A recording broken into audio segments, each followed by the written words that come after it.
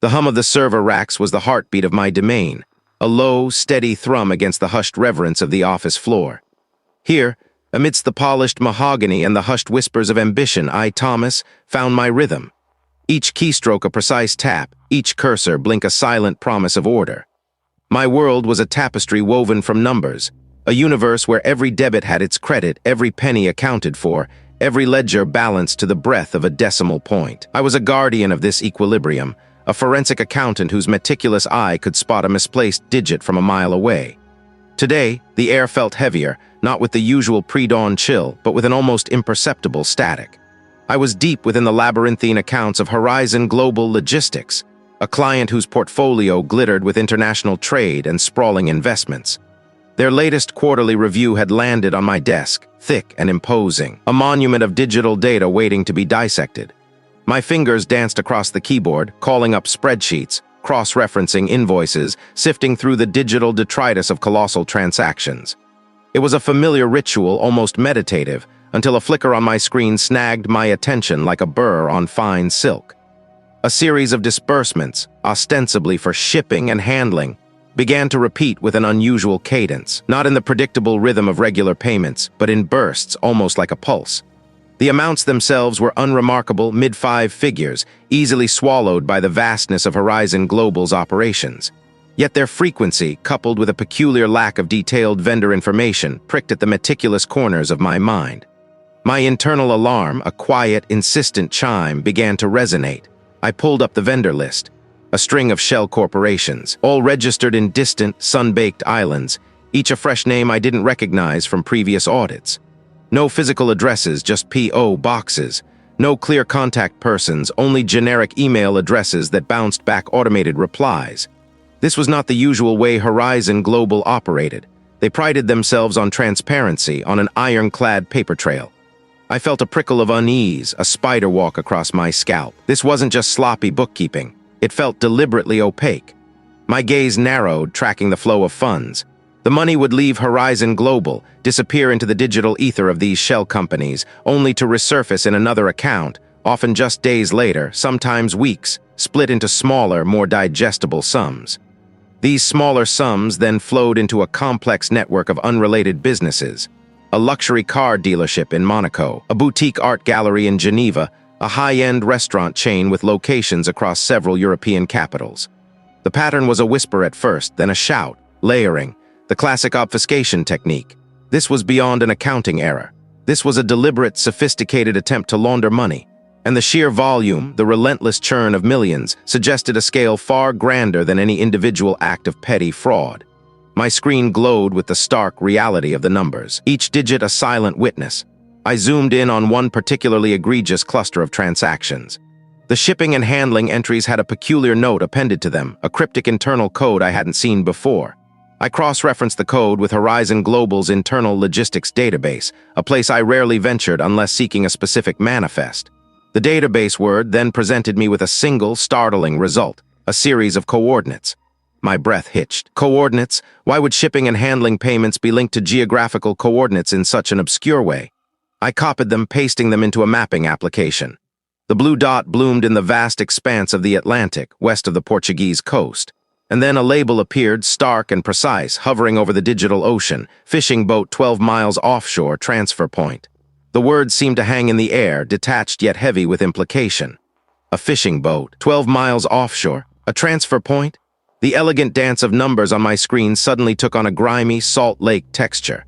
My mind, usually a fortress of logic, reeled. This wasn't a corporate address, not a port, not even a remote airstrip. This was a rendezvous, a clandestine exchange. A shiver traced its way down my spine, independent of the office's climate control.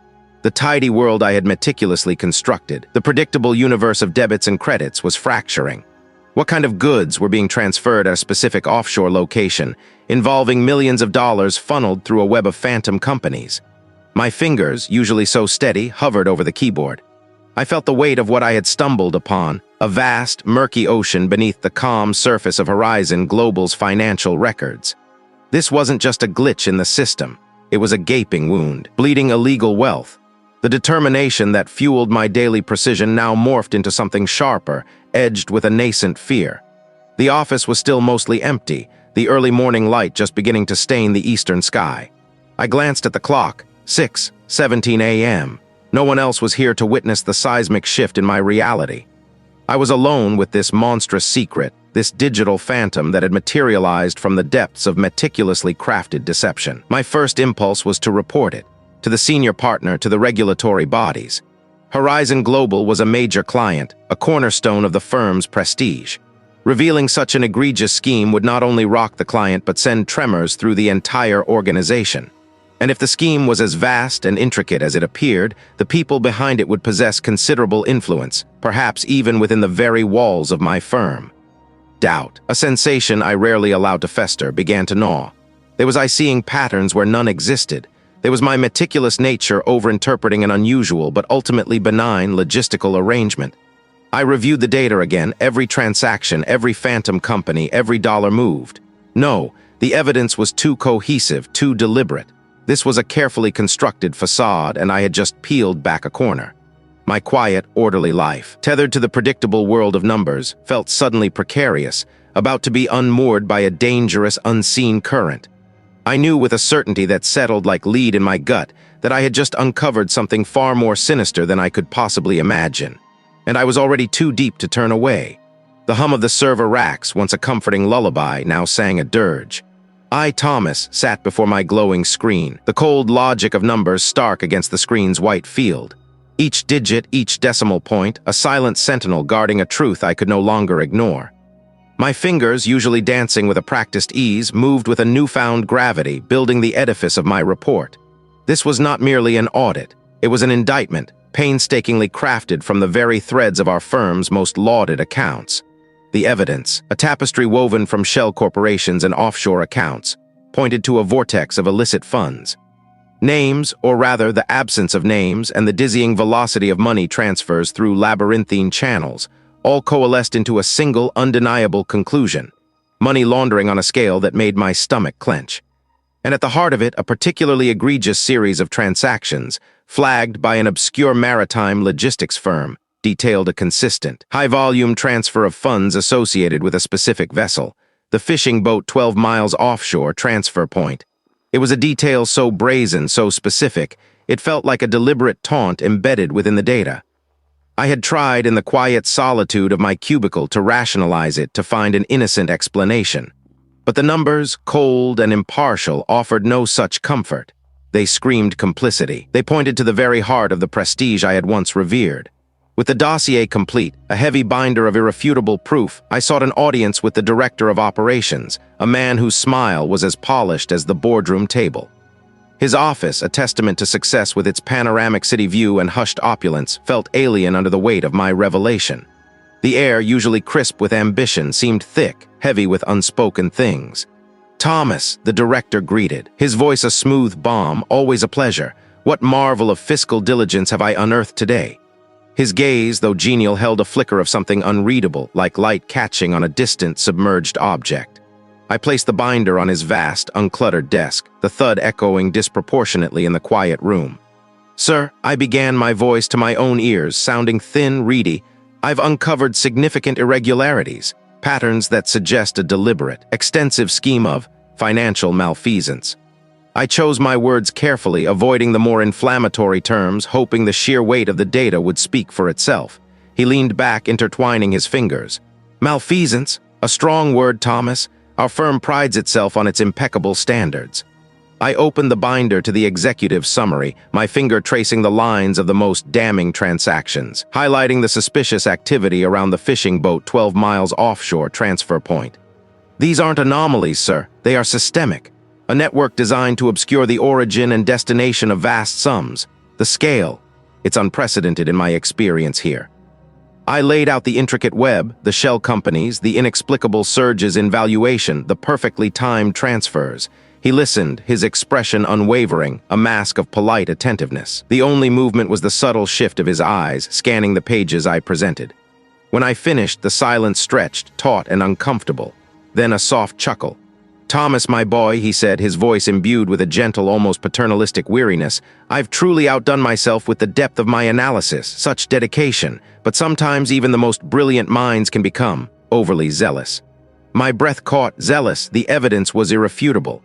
Sir, the numbers are clear. There's no other interpretation for these patterns. The transfers linked to the fishing boat 12 miles offshore transfer point alone represent millions in untraceable funds. He waved a dismissive hand, a small, elegant gesture that nevertheless felt like a brick wall. Ah, the maritime firm. Yes, I recall some complex dealings there. A new client with a rather intricate international portfolio, perhaps a misunderstanding of their operational structure, or merely aggressive tax optimization misinterpreted through the lens of my singular focus.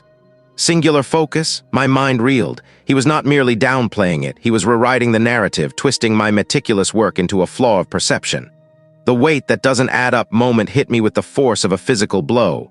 This wasn't ignorance, it was deliberate obfuscation. He leaned forward, his voice dropping slightly, losing its earlier geniality, taking on an edge of steel wrapped in velvet. Thomas, I'm a valuable asset to this firm, extremely so. My talent for unearthing discrepancies is unparalleled. But sometimes in our pursuit of absolute truth, we can stumble into areas that are, shall we say, less than constructive for the broader goals. For the firm's reputation. A soft warning delivered with the precision of a surgeon's scalpel. He wasn't denying the existence of the scheme. He was telling me to ignore it. He was telling me he knew. The corruption wasn't just external, it wasn't just around the firm. It was within it. It had seeped into the very foundations, reaching into the polished offices of the most senior partners. I understand, sir, I managed, the words tasting like ash. My gaze flickered to the city skyline beyond his window, the endless sprawl of glass and steel, now seeming to mock my former idealism. Good, he said, rising, his smile returning, though it no longer reached his eyes. Now I suggest I take a few days, clear my head, perhaps focus on a less challenging account. We wouldn't want my excellent work to be marred by overenthusiasm. He picked up my binder, not to study it further, but to slide it into a drawer of his desk out of sight, a symbolic burial. I retrieved my briefcase, my hands feeling clumsy, disconnected. The door clicked shut behind me, not with a sound of finality, but of entrapment. The familiar corridors, once a path to professional fulfillment, now felt like the winding passages of a labyrinth. My meticulous numbers, my irrefutable evidence had been dismissed, not because they were wrong, but because they were too right. The weight of my discovery, once a source of righteous indignation, now pressed down on me, heavy and suffocating. The firm, my sanctuary, had become a cage, and I, Thomas, had just rattled its bars. The partner's words had not been a hammer blow, but the whisper of a blade drawn across skin, leaving a chill that lingered. He knew, not just of my discovery, but of my knowing. That knowledge, cold and sharp, carved a new path in my mind. The internal channels, once avenues of duty, were now choked with an unseen mire. My meticulously constructed world, built on columns of verifiable truth, had fractured. I returned to my digital sanctuary, the quiet hum of my workstation a deceptive lullaby. The air in my home office, usually a crisp companion to my late-night delves into ledgers, felt thick, heavy with unspoken questions. My fingers, accustomed to dancing across keyboards with precision, now felt a tremor, a subtle rebellion against the enormity of the task ahead. The first step was to build a separate fortress, a ghost in the machine. I spent the next few nights after the household had settled into the deep quiet of sleep, constructing a secure, encrypted workspace. A virtual vault, disconnected from the firm's network, shielded by layers of digital obfuscation. Each line of code, each configured firewall, was a brick in my new, clandestine wall. The methodical process, usually a source of calm, now hummed with a frantic energy. My initial findings had been a loose thread, a single, anomalous transaction. Now I tugged. The thread unwound, revealing a tapestry woven with deliberate intricacy. I began by dissecting the shell companies, those phantom entities existing only on paper. Their addresses often post office boxes in sun-drenched islands or gray, featureless industrial parks. Each one was a mirror, reflecting only what its creators wished to show. But I was looking for the flaws in the glass, the distortions that hinted at the true image beneath. I focused on the largest, most consistent outflows of funds from the primary shell entity. A significant portion, I discovered, flowed not into other financial institutions, but into a series of smaller, seemingly legitimate businesses. One in particular caught my eye, a maritime logistics firm, Oceanic Pathways Limited, registered in a bustling port city, yet with an unusually low public profile for its reported revenue. Its website was sparse, its corporate filings minimal, almost deliberately so. This felt like a carefully constructed facade, a stage prop in a much larger production. My fingers flew, tracing digital breadcrumbs. I delved into public shipping manifests, cross-referencing oceanic pathways with vessel registrations. Their fleet consisted mainly of aging cargo vessels, but among them were a handful of smaller, more agile craft, registered as commercial fishing boats. This detail snagged at me. Why would a logistics firm, ostensibly moving large containers, own a fleet of small trawlers? The economics made no sense. This was my first wait that doesn't add up moment, a discordant note in the symphony of financial data. I spent hours poring over satellite imagery, comparing reported vessel movements from AIS data with the less detailed, but still telling public records. I started to map the routes of these specific fishing boats. Then a pattern began to emerge, a repeated deviation, a pause, a precise set of coordinates far from any established shipping lane exactly 12 miles offshore, not a random drift but a deliberate rendezvous point, a place where the open sea offered both anonymity and an unblinking witness. This was it, the fishing boat 12 miles offshore transfer point. The transactions linked to these specific vessel movements were equally peculiar. Payments to oceanic pathways for specialized cargo handling or expedited marine services were exorbitant for the modest capacity of a fishing boat. The sums involved were not in the thousands, but in the hundreds of thousands, sometimes even millions, for single operations. What kind of cargo warranted such an expense, transported by such an unassuming vessel, at such an isolated location? My mind, trained in the logic of legitimate finance, recoiled. This wasn't about fish. The funds weren't simply being moved, they were being laundered through a sophisticated network of shell companies, legitimate-looking businesses, and these clandestine maritime transfers. The fishing boats, I realized, were merely the final physical conduit, the point where the digital dirt turned tangible or vice versa. This wasn't a local scheme. It hummed with the quiet efficiency of an international enterprise. The implications were vast, sprawling far beyond the spreadsheets I had initially flagged. My firm, prestigious and powerful, was a cog in this colossal, corrupt machine, and I, Thomas, a mere forensic accountant, had stumbled into its grinding gears. The quiet hum of my computer no longer felt comforting, but ominous, a prelude to a storm. Could I truly stand against something so immense, so deeply entrenched? The partner's soft warning echoed in my ears. He hadn't just known of the scheme, he had known of its power, its reach. A tremor ran through me, a fleeting doubt that threatened to unravel my resolve. I was good with numbers, with logic, with uncovering patterns in data. But this felt less like an audit and more like walking into a wilderness, armed only with a magnifying glass, while unseen predators circled. Yet beneath the fear, a different sensation began to stir, a burning indignation. My meticulous nature, once a source of quiet pride, now became a weapon. They thought they were invisible. They thought their machinations were impenetrable.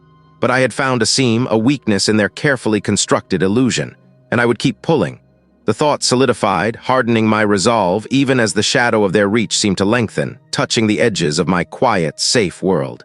The internal channels, once avenues of duty, were now crumbling, revealing a subterranean network I had only just begun to chart.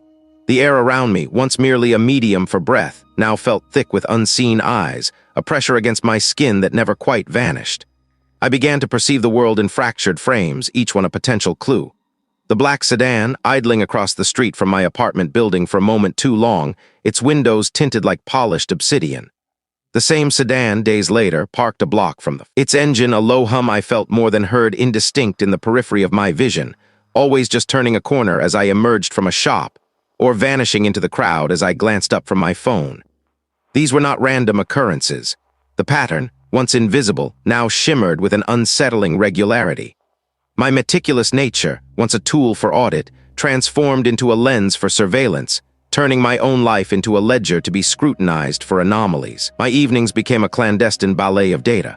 The firm's network, once my domain, was now a potential trap. I had created a ghost account, a digital phantom that mirrored the original, feeding its sanitized data while I pursued the true, tainted trail. Each line of code, each transaction record, was a thread in a vast, tangled tapestry. I followed the flow, painstakingly sifting through encrypted communications, disguised invoices, and the phantom echoes of vanished funds. One afternoon, a week after the partner's veiled warning, the air thickened around me with a palpable shift. I was returning from a quick lunch, my mind still wrestling with a series of nested transactions that defied logical explanation. As I approached the main entrance of the firm's building, a stranger emerged from the shadow of an awning, blocking my path. He was unremarkable in every way: average height, nondescript clothing, a face that would vanish from memory the moment he turned away. There was no question in his tone, only recognition. "You've been digging in the wrong soil." My breath hitched. The casual familiarity of my name, spoken by a complete unknown, was a jolt. I gripped the strap of my messenger bag, my grip tight. "I don't know what you're talking about," I managed, the words feeling thin and reedy even to my own ears. A faint, almost imperceptible smile touched his lips, a mere ripple in the stillness of his face.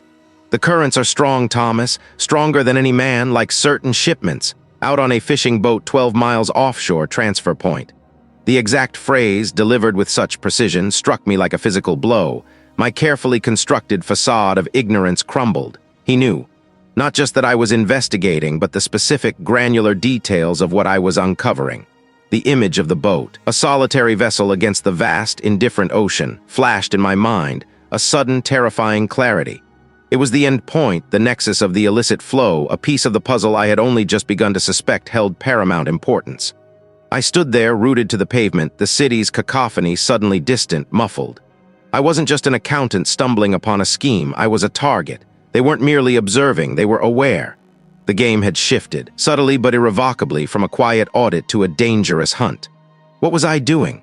I was an analyst, a man of ledgers and spreadsheets, not a combatant in a war I barely understood. My family, my quiet life, the intricate order I had so carefully built, were they not worth more than this reckless pursuit of abstract truth? The thought of retreat, of simply walking away, abandoning the ghost account and the tangled threads, shimmered with a seductive allure. It would be so easy to let the currents carry me back to the safety of ignorance. But then, the image of the partner's smug, knowing face flickered in my mind, followed by the stranger's empty eyes. The corruption, vast and suffocating, threatened to consume everything. A stubborn ember, fueled by a nascent courage I hadn't known I possessed, began to glow within me. They knew I was digging. They knew about the fishing boat 12 miles offshore transfer point, but they didn't know how far I was willing to go, how deep I was prepared to dive into the murky depths to expose their hidden world. The path was dangerous, yes, but now I could see it more clearly than ever before. The image of the boat, a solitary vessel against the vast, indifferent expanse of the ocean, shimmered behind my eyes, a mirage of malevolence. He knew. The words, still echoing in the sterile air of the office, stripped away the last vestiges of my self-deception. My quiet crusade, once a clandestine pursuit of truth, had been laid bare. The world, once ordered by ledgers and columns, now tilted on an axis of dread. The journey home was a blur of heightened senses. Every shadow held a lurking form, every passing car a potential threat. The city, usually a symphony of familiar sounds, became a cacophony of alarms. I saw the faces of strangers, their expressions neutral, yet I searched them for a flicker of recognition, a sign they were part of the unseen network. The quiet hum of my own car felt like a vulnerable shell, a glass cage offering no true sanctuary.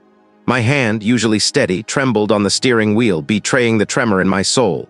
I walked into my house, the scent of my wife's cooking a fragile anchor in a storm of burgeoning paranoia. The familiar warmth, the soft murmur of my daughter humming a tune should have soothed me.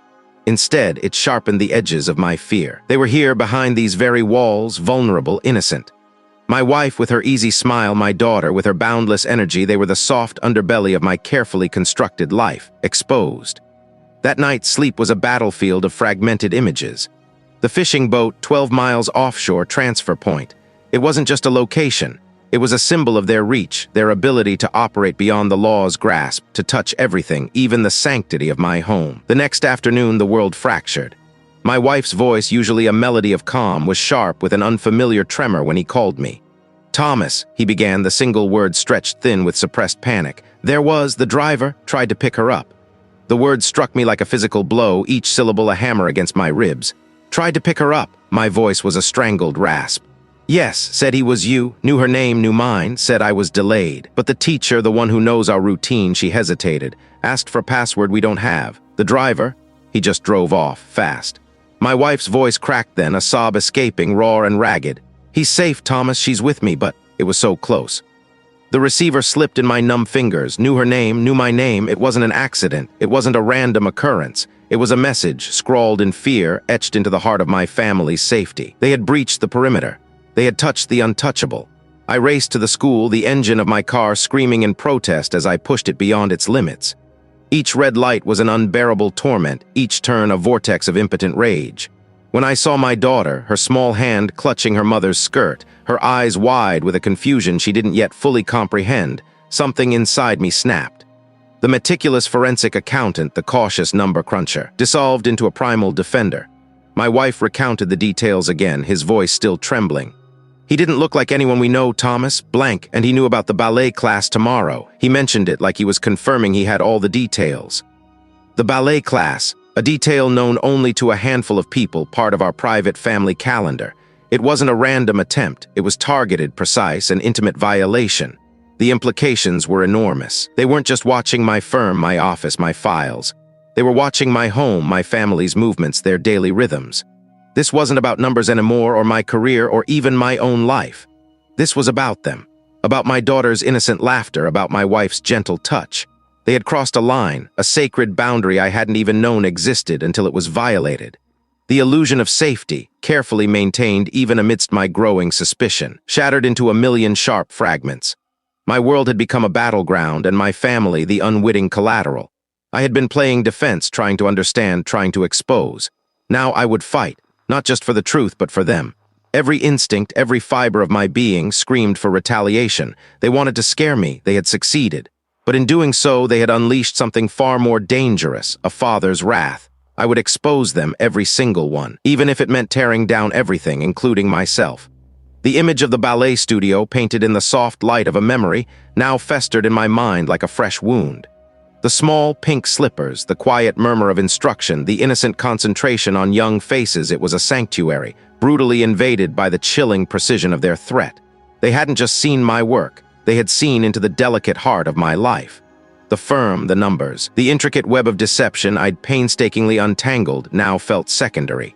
This was no longer about exposing a scheme, it was about survival, about protecting the fragile world I'd built. A cold dread seeped into my bones, a silent companion that had taken up residence since that phone call. I was alone, truly alone, adrift on a sea of complicity and menace.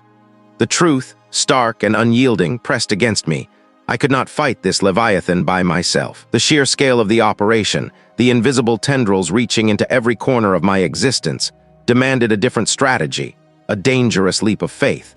My thoughts, usually a well-ordered ledger, became a frantic scramble of names, faces, possibilities. Who could I trust? Who possessed the courage, or perhaps the desperation, to stand against such an entrenched power? My mind drifted to the former detective, a name whispered in hushed tones around the city's underbelly, a man whose career had been immolated by an investigation too close to the sun. He was a ghost, a pariah, but his reputation for stubborn integrity, for refusing to let go of a bone, still clung to him like a shroud. He was a long shot, a gamble, but the house always wins if I don't roll the dice. Contacting him was an exercise in paranoia.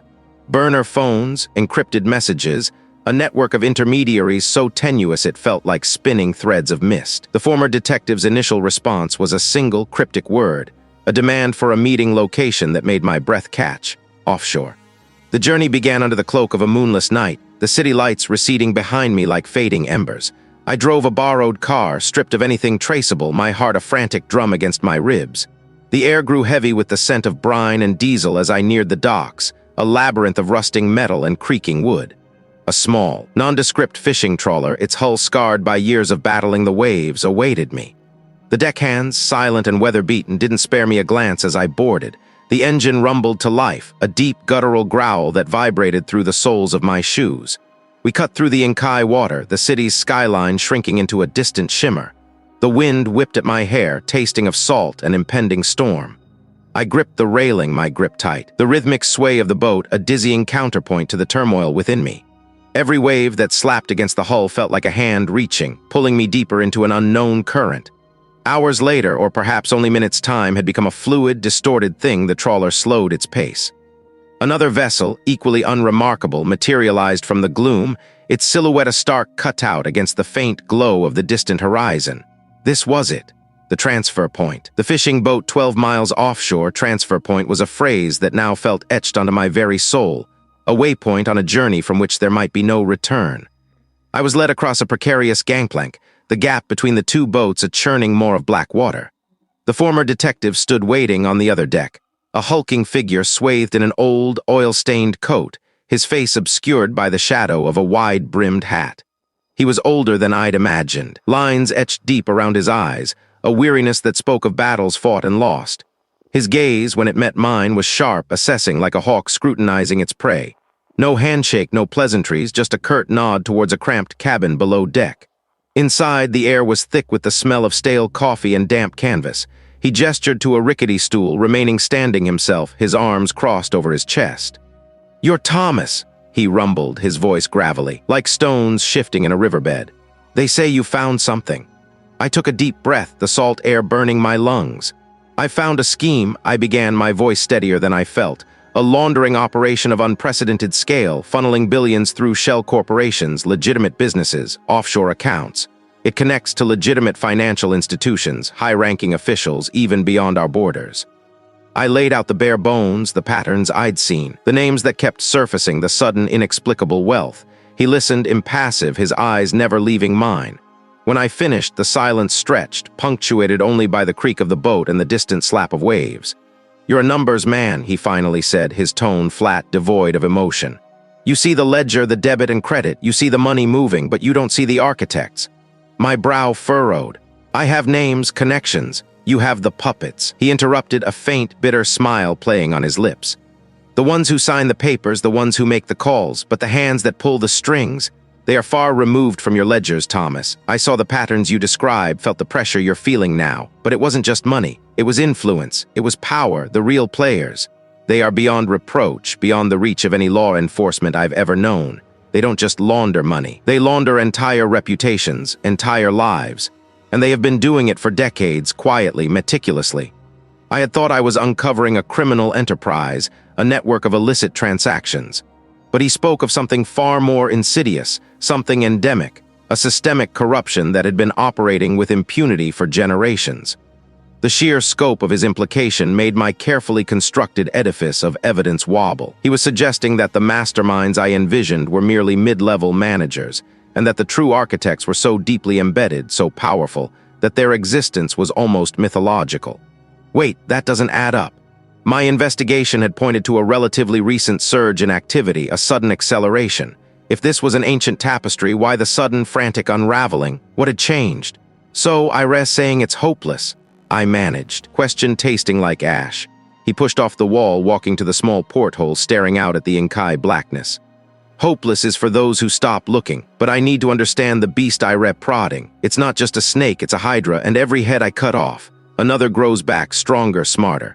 He turned, his gaze once again piercing. "But I know some of the heads, Thomas. I know their weak points, and I hate them enough to help I burn the whole thing down." He was offering a lifeline, but it came with a price tag I couldn't yet fathom. The reveal wasn't just a confirmation of my fears. It was an escalation, a terrifying expansion of the battlefield. The former detective hadn't just confirmed the danger, he had multiplied it exponentially. This was no longer a simple case of exposing financial malfeasance. It was a war against an invisible empire. And I, a meticulous accountant, had just enlisted. The biting spray of the open sea was a raw slap to my face, a cruel awakening to the foolishness of my pursuit. The moon, a sliver of bone, offered scant illumination, merely highlighting the vast, indifferent expanse of water that stretched to an unseen horizon. I gripped the tiller of the small, borrowed craft, my grip tight against the cold wood, the hum of its outboard motor a fragile shield against the ocean's roar. Each swell was a living thing, lifting and dropping me with an unsettling rhythm that mirrored the frantic beat within my chest. I had been given a whisper, a fleeting shadow of a location, a name that dissolved like salt on the tongue, and the chilling implication that this fishing boat 12 miles offshore, transfer point, held a fragment of the truth I so desperately sought. Doubt, a cold serpent, coiled in my gut. Had I misread the signs? The words of the stranger, heavy with unspoken threats and veiled promises, echoed in my mind. He had offered a path, but it felt more like a precipice. Yet the alternative was to cower, to let the intricate web of deception consume me, and that was a fate I could not accept. My determination, though laced with a tremor of fear, spurred me onward. Then a flicker, a distant bobbing light against the Inkai black. My breath hitched, a knot tightening in my throat. I cut the engine, letting the waves carry me, a silent, drifting ghost. The fishing boat materialized from the gloom, larger than I'd anticipated, its deck lights casting an eerie glow on the choppy surface. It was a sturdy vessel designed for endurance, not stealth. This was no ordinary fishing expedition. The air grew thick with the metallic tang of diesel and the unmistakable scent of salt and decay. Peering over the gunwale, my eyes adjusted to the dimness. Two figures stood near a winch, their forms bulky in heavy jackets. They were not fishermen. Their posture was too rigid, their movements too deliberate.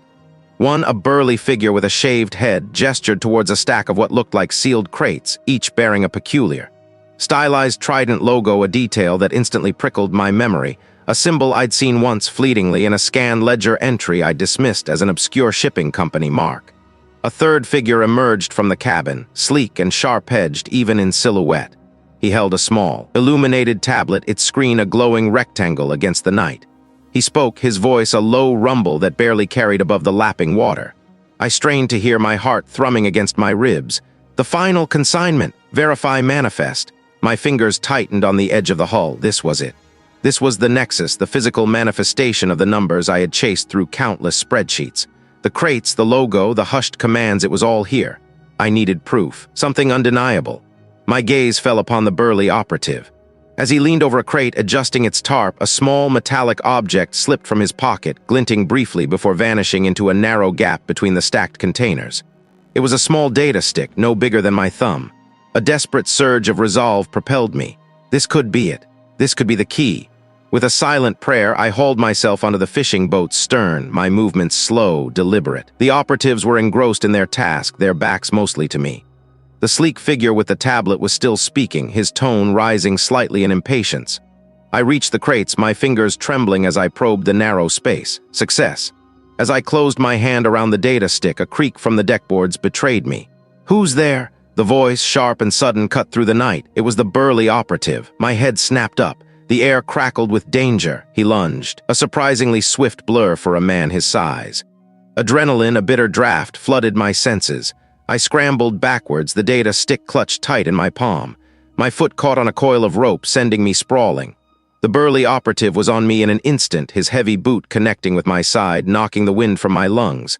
A sharp pain bloomed, radiating through my ribs. I gasped, struggling to regain my footing. "Get him!" The sleek figure barked, his voice devoid of emotion. "Don't let him leave with anything." The second operative, a smaller, wirier man, moved to cut off my escape towards the bow. I was trapped between them, the churning black water my only other option. I would not be taken, not here, not now. With a desperate surge, I rolled, avoiding another kick, and scrambled towards the stern, my borrowed boat still tethered there, a beacon of hope. The burly operative grabbed my jacket, his grip like iron. I twisted, tearing free, the fabric ripping with a sound like thunder in my ears. He roared, a guttural sound of frustration, and swung a heavy fist. I ducked, feeling the wind of it graze my ear, and launched myself over the railing. I surfaced, gasping, the data stick still clamped in my fist. "Get him!" A splash nearby. The wiry operative had followed, a knife glinting dully in his hand. I kicked out, propelling myself away from the fishing boat, towards my small craft. My muscles screamed, protesting the sudden exertion, the icy water sapping my strength. The operative was a strong swimmer, closing the distance quickly. I reached my boat, fumbling for the mooring line, my fingers numb.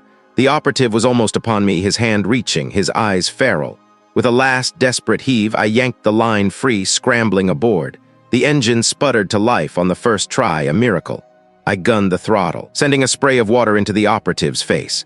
He cursed, his words swallowed by the roar of my engine as I pulled away, leaving the fishing boat 12 miles offshore, transfer point, and its menacing crew behind. I didn't stop until the distant lights of the coast were a faint glimmer. Exhaustion, bone-deep and absolute, settled over me. I slumped against the tiller, shivering uncontrollably, the pain in my ribs a dull throb. But in my hand, still clutched tight, was the data stick. I pulled out my small, waterproof device, plugging in the stick. The screen flickered, displaying a single encrypted file. I initiated the decryption protocol, a process that would take hours, maybe days, to crack. But beneath the file there was something else, a small, unencrypted text document. My fingers, still trembling, tapped it open. It was a list of names, not corporate executives, not offshore accounts. Names of judges, names of high-ranking government officials, names of police chiefs. The scale of this network, its insidious reach, was far, far greater than I had ever imagined. The battlefield wasn't just corporate boardrooms, it was the very foundations of the system. This wasn't just about money laundering anymore. This was about power, corruption woven into the fabric of society itself. The data stick was undeniable, critical, and it meant I couldn't go to the authorities. Not yet. Not with this. The weight that doesn't add up moment wasn't about a single inconsistency, but a complete reevaluation of everything. The lifeline the stranger offered, the information he provided, now felt like a deliberate push into the deep end, a calculated move to expose the true extent of the rot. I was no longer an investigator. I was a marked man, holding a secret that could shatter lives, including my own. My old life was gone, swallowed by the waves. Chase was over for now. The hunt had just begun. The frigid embrace of the sea clawed at my lungs, stealing the air in ragged gasps. My kick, a desperate surge of adrenaline, bought me precious seconds, pushing me away from the hull of the fishing boat 12 miles offshore, Transfer Point. The operative, a phantom in the churning darkness, was already closing the distance, his knife a dull gleam that pulsed with the faint, distant lights of the distant shore. Each stroke was a prayer, a silent plea for more strength, more speed. The water, a heavy shroud, resisted my every effort, threatening to drag me into its crushing depths. My small craft, a dim silhouette against the ink-black horizon, seemed miles away, an unreachable sanctuary. I pushed, my muscles screaming in protest, a symphony of agony beneath my skin. The cold was a physical weight, pressing down, stealing warmth, stealing thought. I risked a glance back. The operative was closer now, a powerful, relentless engine in the water, his arm cutting through the waves with predatory efficiency. Fear, raw and primal, ignited a fresh burst of energy. I thrashed, a frantic, desperate struggle, my vision blurring at the edges. My fingers, numb and clumsy, finally brushed against the rough fiberglass of my craft. A gasp of relief, quickly swallowed by the next wave. I hauled myself aboard, slick and shivering, my teeth chattering uncontrollably. The engine sputtered, then roared to life, spitting a plume of exhaust into the night. I slammed the throttle forward, sending a spray of water into the operative's face as the boat lurched away. He yelled, a guttural sound lost to the wind and waves, and then he was gone, swallowed by the vast, indifferent ocean. I didn't look back. I simply held the tiller, my grip tight, steering towards the faint glow that promised land and a temporary reprieve. The return journey was a blur of shivering exhaustion. The wind bit through my soaked clothes, and the rhythmic slap of waves against the hull was a monotonous drumbeat against my frayed nerves. When I finally reached the deserted cove where I'd launched, the first tendrils of dawn painted the sky in bruised purples and grays. My body ached, a testament to the night's ordeal, but my mind was sharper, honed by the near-death encounter. They were real. This wasn't just numbers on a page anymore. This was blood and steel. I dragged myself home, the quiet house a stark contrast to the chaos I'd just escaped. I stood by the window, watching the city awaken, a strange sense of unreality settling over me. I had survived, but what had I survived for? The first call came mid-morning, a terse, unyielding voice from the firm's internal security. "Thomas, you need to come in. Immediately." No pleasantries, no explanation, just an imperative. My stomach tightened. This was it. The other shoe dropping. I arrived at the towering glass edifice of the firm, a place that had once been a bastion of order and prestige, now feeling like a trap. The receptionist, usually all smiles, avoided my gaze.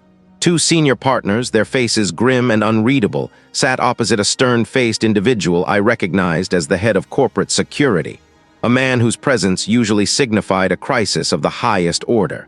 "Thomas," one of the senior partners began, his voice devoid of its usual warmth. "We have some serious allegations to discuss." The head of corporate security slid a thick file across the polished mahogany table. "We've uncovered irregularities, Thomas, significant financial discrepancies linked directly to your access credentials, unauthorized transfers, offshore accounts, corporate espionage." My breath hitched. "What? That's impossible. It paints a very clear picture, Thomas. Surveillance?" My mind raced, trying to grasp the enormity of what they were implying. The head of corporate security opened the file, revealing printouts of bank statements, transaction logs, and what appeared to be encrypted communication records. These accounts in the Cayman Islands, the British Virgin Islands. Large sums funneled from firm clients, then routed through shell corporations. All initiated using my unique login. And this, he tapped a page, proprietary client data found on a private server accessed via my home network. I leaned forward, my eyes scanning the documents. The numbers blurred for a moment, then sharpened. My own login, My own network, but the transactions, the dates, they were off. A transfer to Phoenix Holdings, Inc. on a Tuesday when I'd been in a client meeting all day, my terminal locked. Fabricated. Fabricated. The head of corporate security's voice was laced with disbelief or perhaps feigned exasperation. We're talking about millions, Thomas, client funds. This isn't a game. The timestamp on this transfer, I pointed, my finger trembling slightly. It's 11:34 a.m. I was in a meeting with the Harrington Group 2 floors down. My access card records will confirm it. My terminal would have been locked. A flicker of a wait that doesn't add up moment. A tiny crack in their perfectly constructed lie. Meticulousness is my trade. This is too clean, too perfect to be me. The signature on this wire transfer request, it's a digital copy, but the kerning on the S in my name is slightly off. A subtle difference, almost imperceptible, but I sign that name 100 times a day.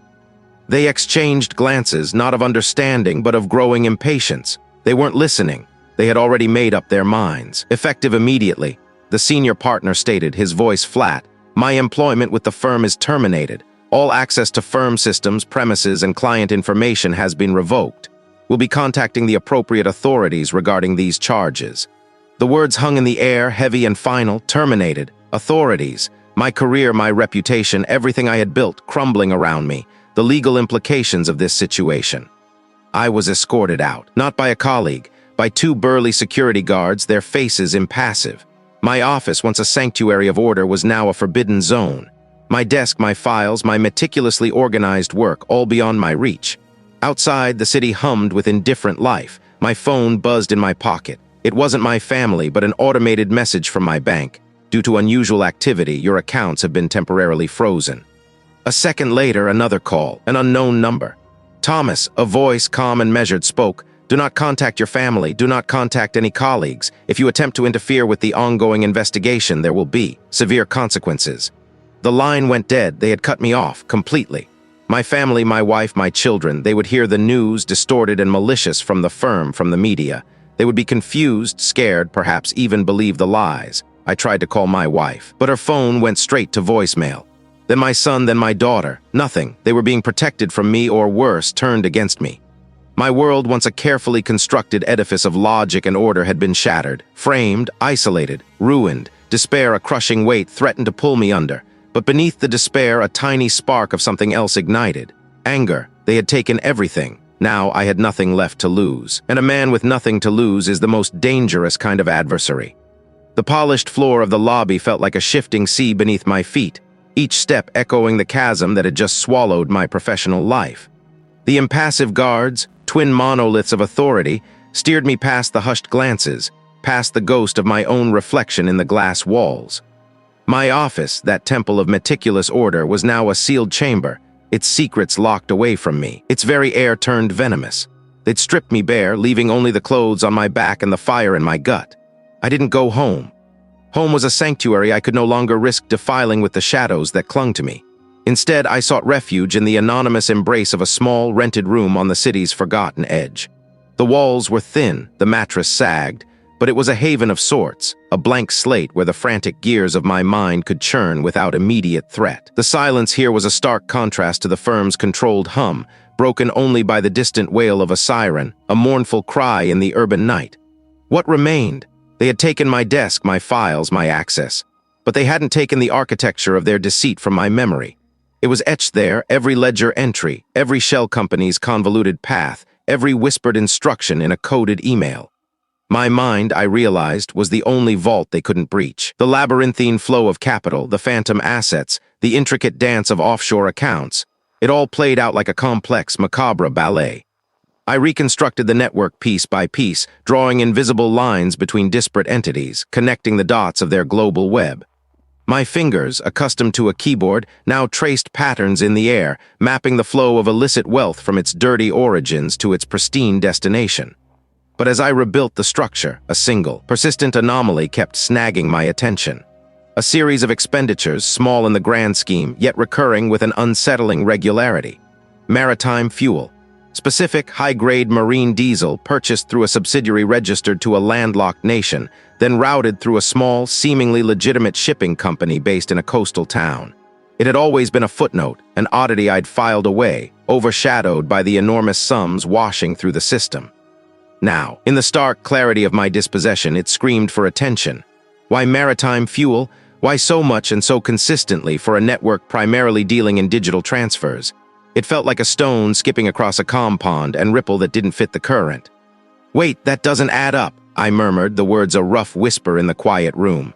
Money laundering, yes, but this implied something more, something physical. My thoughts raced, connecting the dots I hadn't dared to connect before. The syndicate wasn't just moving money, they were moving things. Assets, contraband, something tangible that required covert transport. And if they were moving physical assets, they needed a physical transfer point, a nexus away from prying eyes. I remembered a casual conversation, overheard weeks ago, a fragment of dialogue between the director and an unknown caller, dismissed at the time as innocuous business chatter, a mention of the usual rendezvous, and a reference to the tide. It had meant nothing then, now it was a siren's call. My gaze fell upon the small, battered laptop I'd salvaged from my apartment during a frantic midnight dash before I was fully compromised. It held only a fraction of my work, but it contained enough raw data to spark an idea. I accessed a public satellite mapping service, my fingers flying across the trackpad. I focused on the coastal region near the shipping company's registered address, then expanded my search outwards, looking for anything that might suggest an offshore meeting point. It took hours, the glow of the screen painting my face in shades of blue and gray.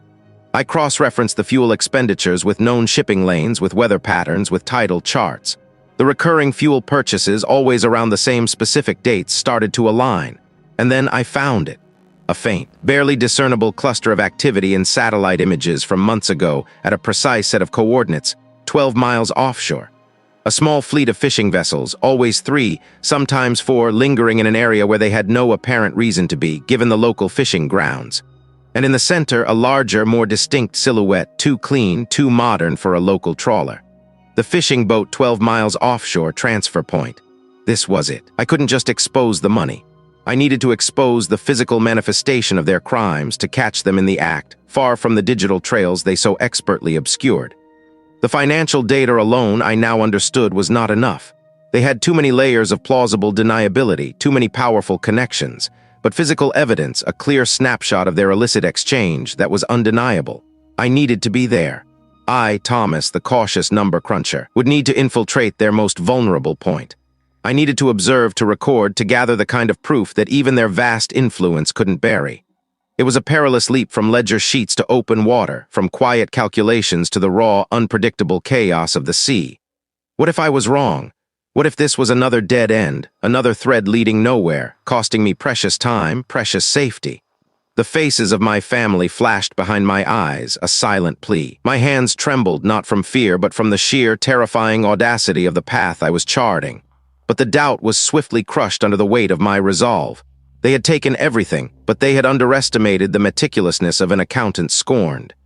My unique accounting skills would be my weapon, not to trace money, but to predict their movements, to pinpoint their vulnerabilities. I would use their own patterns against them. I began to work. I cross-referenced ship manifests, weather forecasts, tidal charts, anything that could give me an edge, anything that could reveal the precise window of their next exchange. I started drafting a message, a coded missive to a contact I had cultivated in the early days of my investigation, a journalist known for her tenacity, her unwavering pursuit of truth, but whom I had never fully trusted with the scope of the danger. Now I had no choice. He would be my conduit, my voice, my amplifier, a dangerous, exhilarating certainty. I was no longer merely reacting, I was moving, striking back. The game had changed, and I, Thomas, was ready to play. The ocean's breath was a cold, saline whisper against my face, a stark counterpoint to the sterile air of my former life. The city, a distant shimmer of false promises, had receded into a smudge on the horizon, leaving me adrift on the fishing boat 12 miles offshore transfer point. The diesel thrummed a low, constant prayer beneath my feet, a vibration that resonated with the tremor in my own bones. This vessel, a weathered husk of painted wood and rust, was my sanctuary, my final staging ground. I'd arrived under the cloak of pre-dawn darkness, a shadow among shadows, carrying only a waterproof satchel containing the culmination of my stolen days and sleepless nights. The operator of the boat, a grizzled figure with eyes like chipped flint and hands gnarled by years of hauling nets, had said little.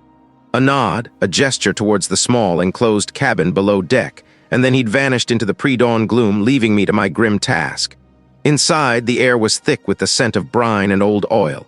A single bare bulb cast a sickly yellow glow over a makeshift table. My laptop, a beacon of dangerous knowledge, hummed to life. The raw data, meticulously extracted and encrypted, lay before me a sprawling digital tapestry of deceit. This wasn't just about revealing the numbers. It was about making them sing an undeniable chorus of guilt. I was manipulating the timestamps, creating redundant triggers, embedding a digital breadcrumb trail that would lead back to the true architects of this financial rot, not just their proxies. I crafted a series of seemingly innocuous data packets, each one a tiny fuse, designed to ignite a chain reaction across various public and financial reporting platforms. The elegance of the scheme was its simplicity. By making the data appear to originate from multiple, independent sources, it would bypass initial internal firewalls and trigger automatic fraud alerts in systems designed to catch widespread, coordinated malfeasance. My goal was to create a digital tsunami, too vast and too widely dispersed for anyone to sweep back under the rug. A brief, coded message flickered across my screen, a lifeline to the outside world. The detective. I had sent a preliminary signal hours ago, confirming my position, confirming my intent. His response was equally terse. Ready. It was all I needed. He understood the stakes, the hair-trigger nature of this enterprise. I then drafted another message, even more cryptic, to the one colleague I still harbored a sliver of trust for. It contained a single, obscure file name and a date.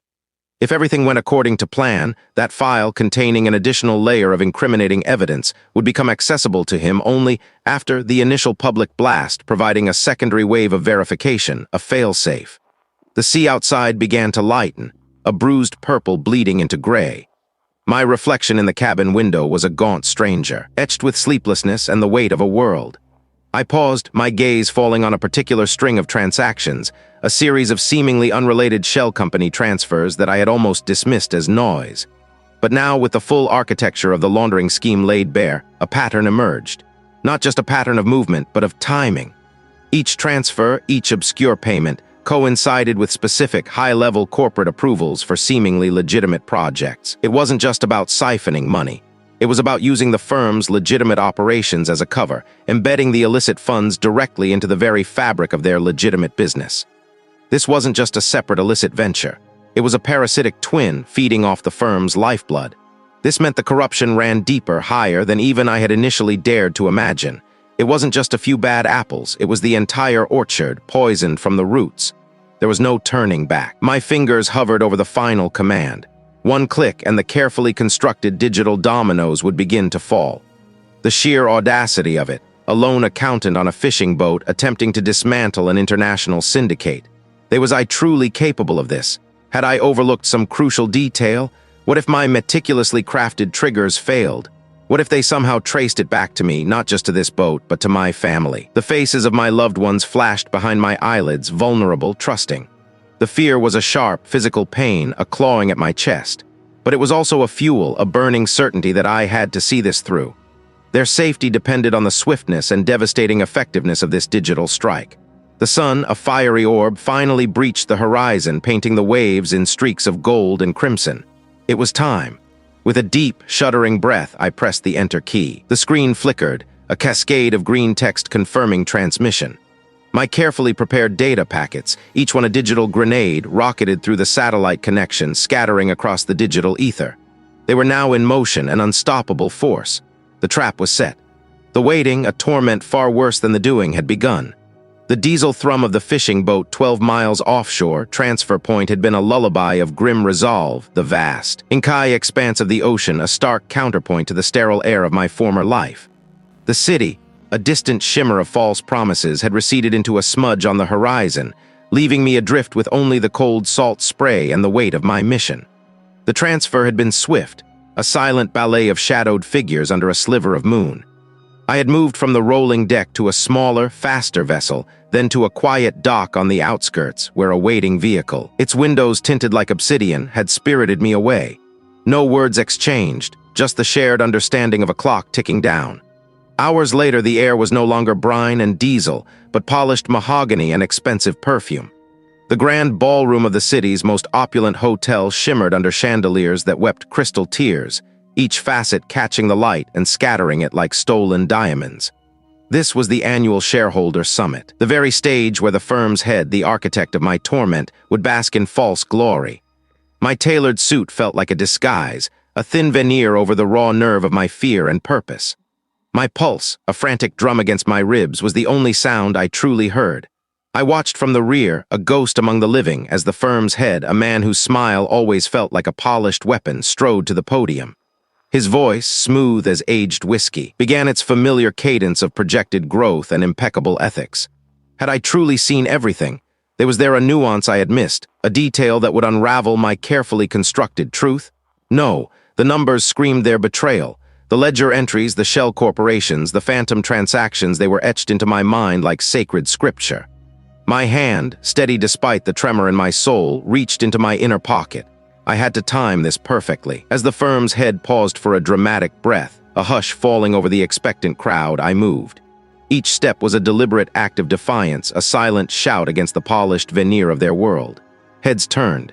The firm's head, his face a sudden mask of irritation, squinted. "Thomas," I held up the small drive. "This contains the true figures, the actual projections."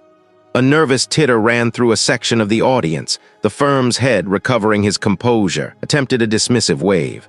"Security, escort Mr. Thomas out. He's clearly unwell." But I was already at the main console, a moment of pre-planned chaos. A swift, practiced movement, and the drive was inserted.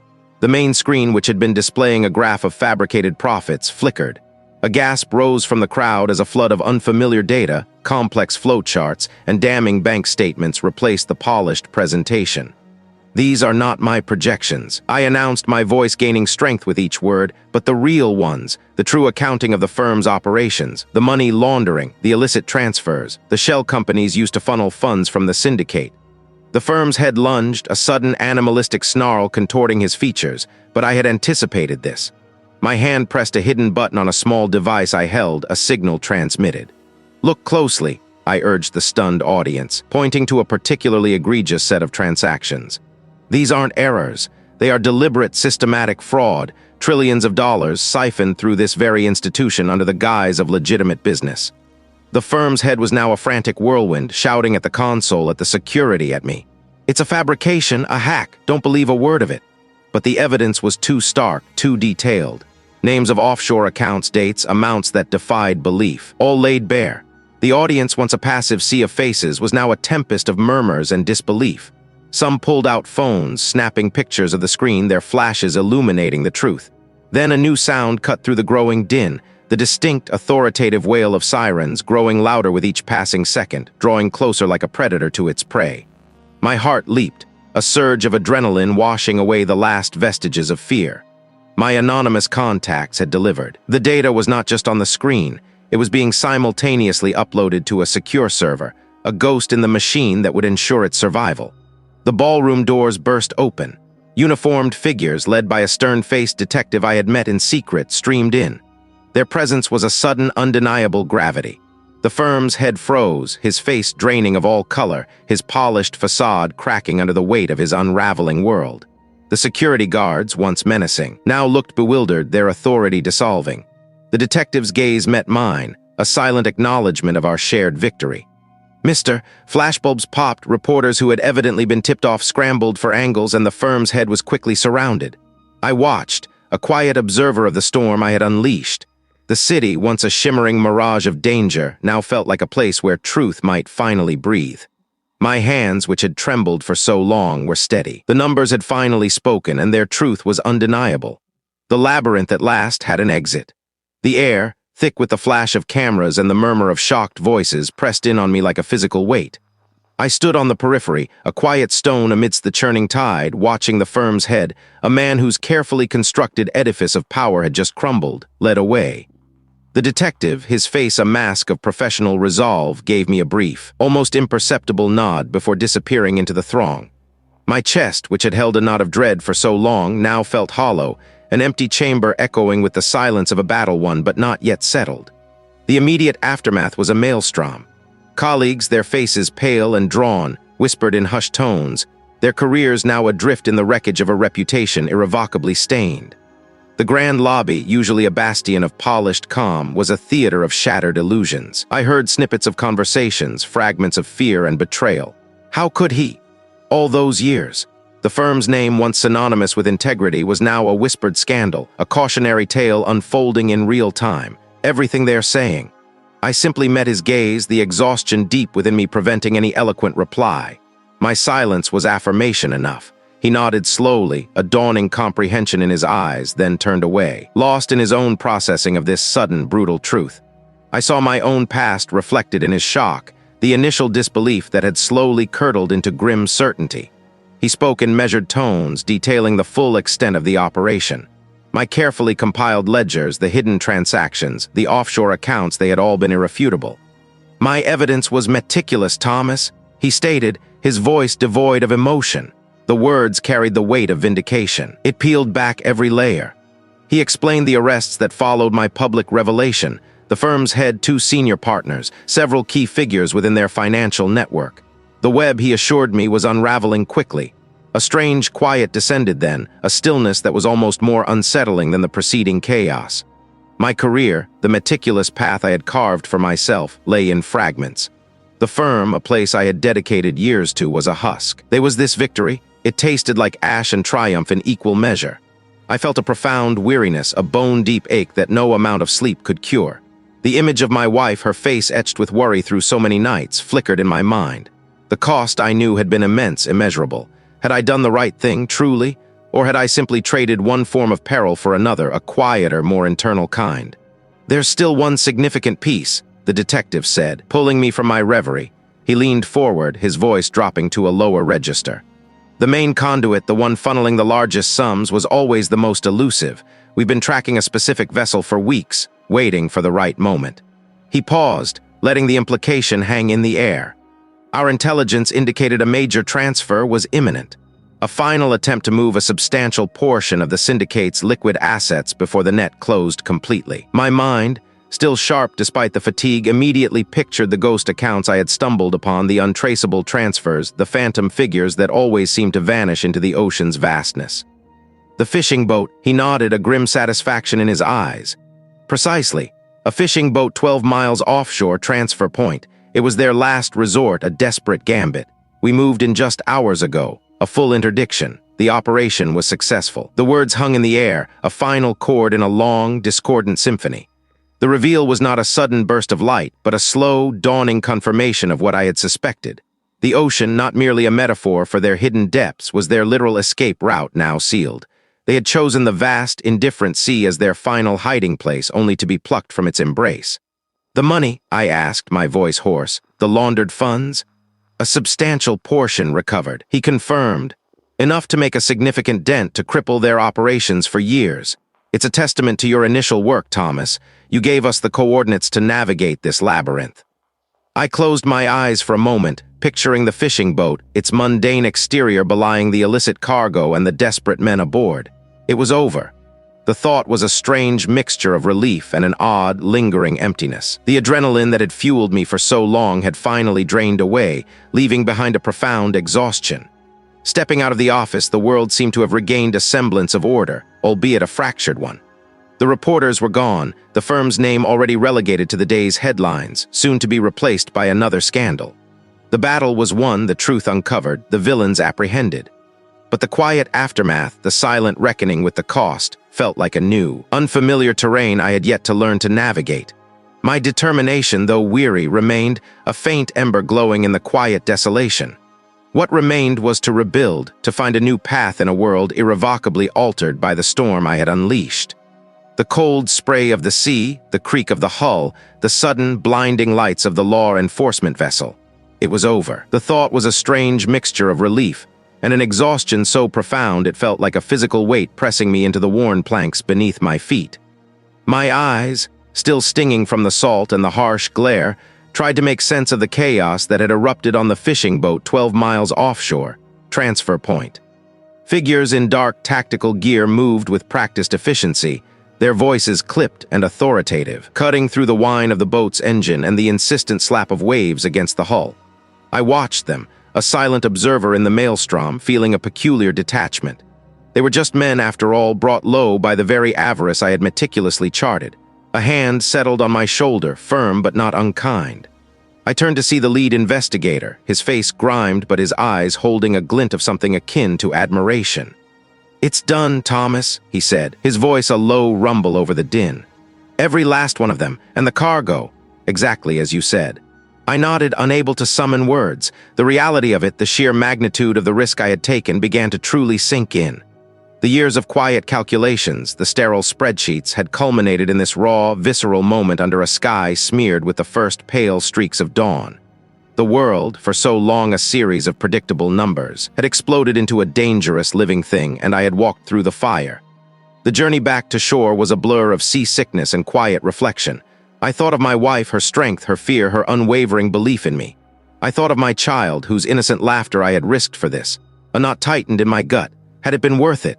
The question hung in the salty air unanswered, yet I knew deep down that I had no choice.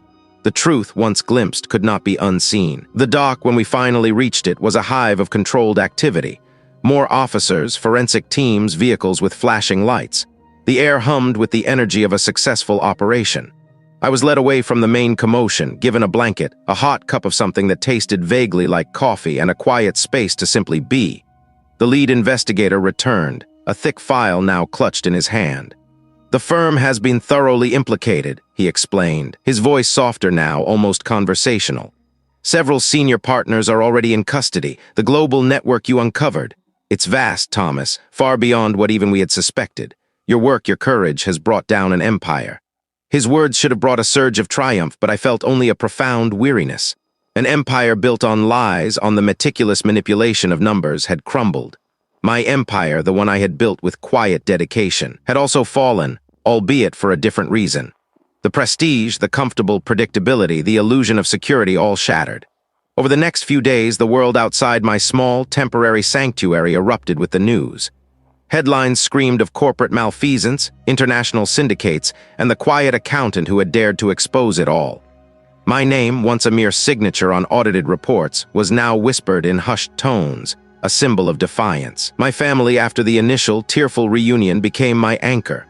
My wife's embrace was a balm, her quiet strength a constant reassurance. My child's innocent questions about where I had been, about the bad men on TV, were a stark reminder of the world I had fought to protect. We were changed, undeniably. The fear had left its mark, a faint tremor in my hands when the phone rang unexpectedly, a tendency to scan crowds, but it had also forged a new kind of resilience within us. The old firm, of course, was beyond saving. The name, once synonymous with integrity, was now a byword for scandal. My career there, a carefully constructed edifice of ambition and precision, was irrevocably over. I walked away without a backward glance, not with anger, but with a sense of finality. That chapter was closed, its pages stained with the ink of deceit and the sweat of my own fear.